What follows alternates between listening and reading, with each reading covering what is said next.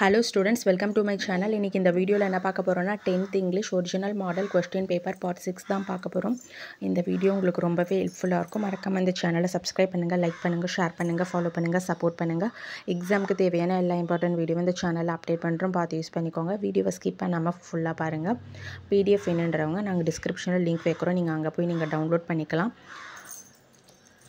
கொடுத்திருக்க எல்லா क्वेश्चंसக்கும் ஆன்சர் கண்டுபிடிச்சு ப்ரிப்பேர் பண்ணி வெச்சுக்கோங்க. கண்டிப்பா நீங்க இங்கிலீஷ்ல நல்ல மார்க்ஸ் ஸ்கோர் பண்ணலாம். Thank you, all the best.